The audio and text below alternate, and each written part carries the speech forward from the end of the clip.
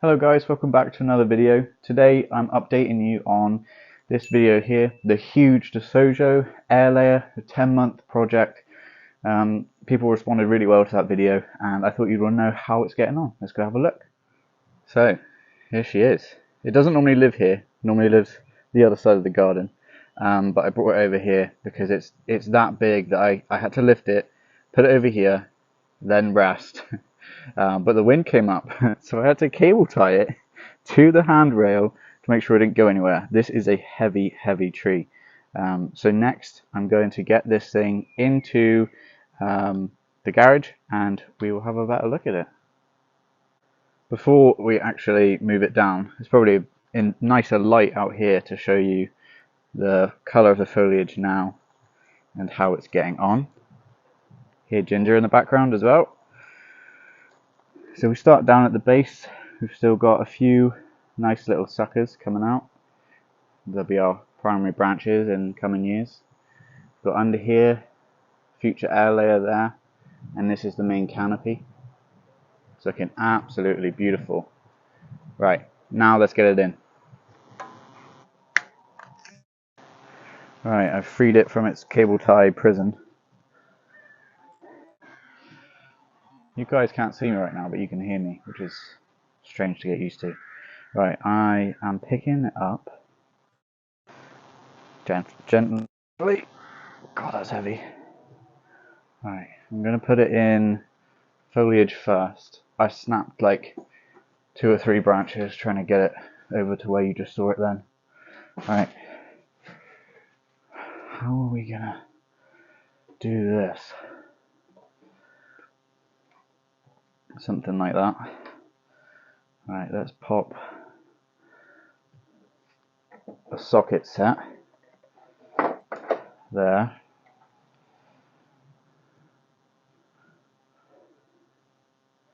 And I need something heavy on the other side. Just for a minute. There we go. Look at that. Oh, this is amazing. Right, I've got to show you some stuff.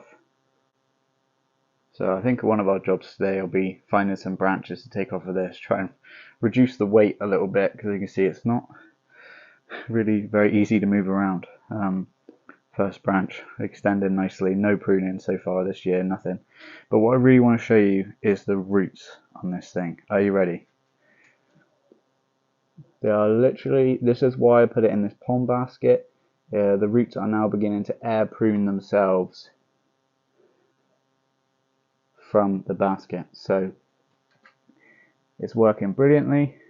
The roots, as they come out of the air layer pocket, they go and they try to find, water as if it was in the ground.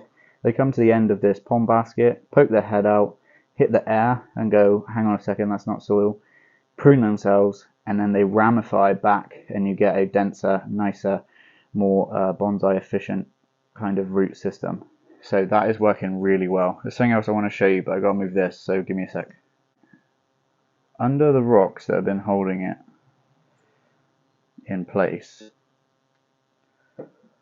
are just some of the roots. This thing is absolutely prolific. Prolific. Wow, there's some more. So adding these rocks on the top was just to keep it in place, but it's actually served as a way for the roots to really make the most of every inch of, every millimeter rather, of soil that they have.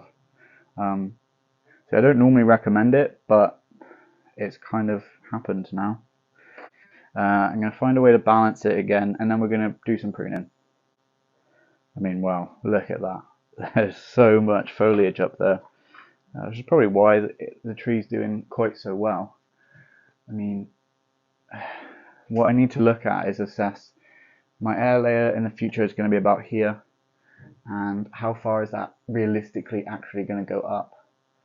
I don't think it's going to be much bigger than here, and it bifurcates and there's a lot up there, so I'm thinking I'm going to make a big chop about here. Here's a better angle.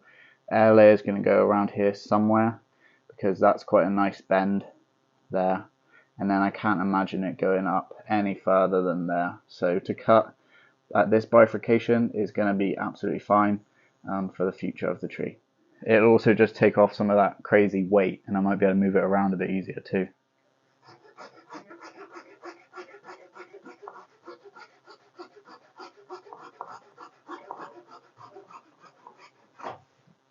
Yeah, there's a lot of weight in that.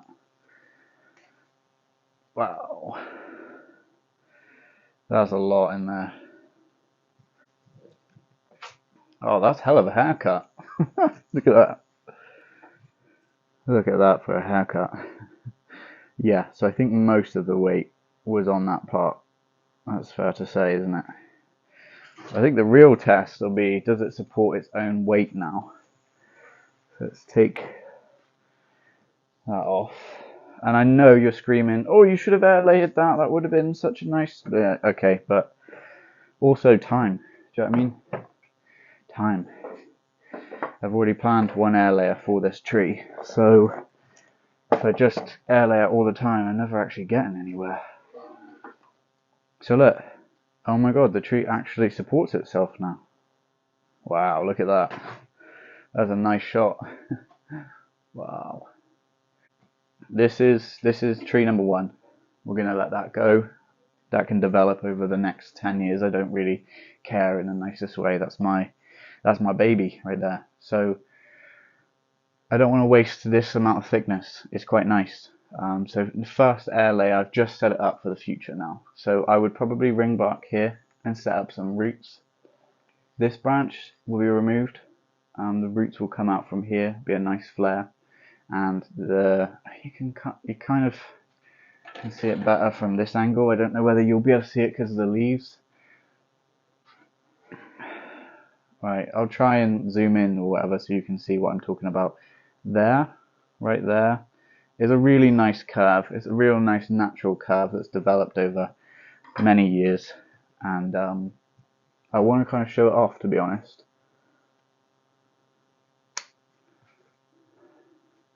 Right in there, that nice curve. So if I was to air layer down here, that's a tree.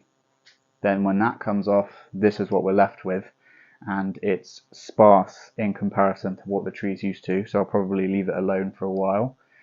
And then why waste, even though it's quite long, straight and boring, I still just don't agree with wasting that amount of Katsura. So then when they're down to here, we're building some nice branches here for the next tree, air layer at the bottom. And then finally, when that is done, finally we'll be able to work and continue the structure for the original tree, which will be a showstopper one day for sure. So that is it for the Katsura air layer maple. I hope you enjoyed that. It's quite fun for me to film because it was a challenge getting this tree home, getting it moving it, getting it to where it's been stored safely, you know, away from harsh. We've had like horrendous drought, then like today it's like seems like monsoon flooding. This tree's dealt with it all. It's extremely vigorous and I love it. It is definitely one of my favorites. So there's your update on it. I hope you are well. Hope this video finds you well wherever you are watching it. Yeah, so subscribe if you haven't. Make sure you can stay up to date with the progress of the tree that way. And other than that, I'll see you in the next one. Thank you very much.